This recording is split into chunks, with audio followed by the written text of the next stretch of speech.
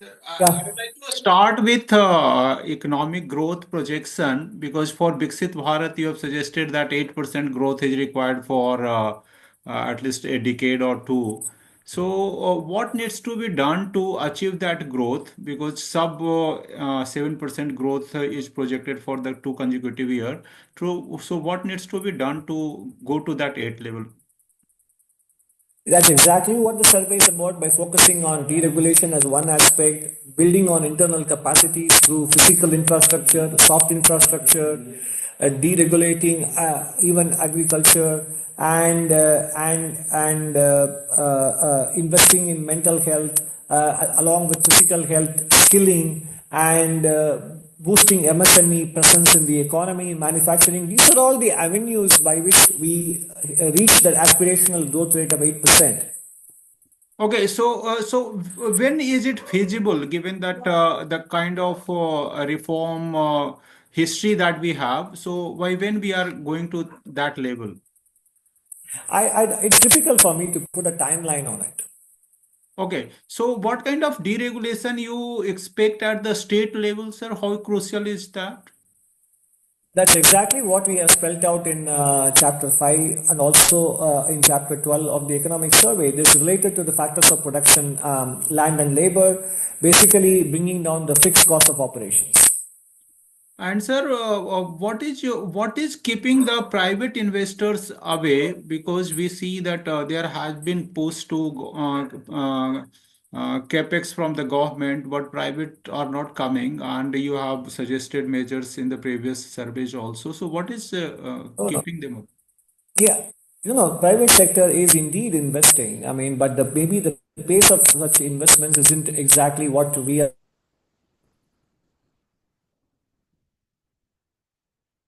having sector between 2003 and 8. But in the last few years, post-COVID, private sector has slowly ramped up its investment, and you will see it when the Ministry of Statistics releases the data for FY24 in February. So the question is, private sector. It is not private. It is not that private sector is not investing. It is investing. It is just that they can do more if only they realize that one of the reasons for them not investing is demand visibility, and demand visibility in turn comes from investing, hiring, and compensation. So they are mutually reinforcing. So demand, you expect that it is going to be better in the next year? I think it would be because last 2 years people were talking about K-shaped recovery, rural demand slowing, but rural demand is now doing very well. Now people are switching to talking about urban demand, and urban demand is something which we think can be addressed both by the private sector by having a relook at its hiring and compensation practices, and deregulation also is an important tool to boost demand because that is what will incentivize small enterprises and medium enterprises to hire more, and that in turn will lead to income growth and consumption growth, etc. So interest rate is a factor in that cost of capital and Cost of capital is always a factor in every country in the world. That is conceptually true. base this you have been, sir, raising this, flagging this several times that there has not been increase in wage. So what needs to be done? Is there anything that can be done from the government at the government level to ensure that there is The government has incentivized in the last budget. The government incentivized more hiring by absorbing some of the provident fund contribution costs, etc., and also by providing them one-time incentive for hiring. It was all mentioned in the last year's July budget, and this is being implemented, and it will begin to produce results. But not everything needs to have a policy intervention for action to take place. Sometimes some of these things are in the enlightened self-interest of businesses themselves. so this is more to do with like corporate sector need to understand their responsibility for that, you are saying?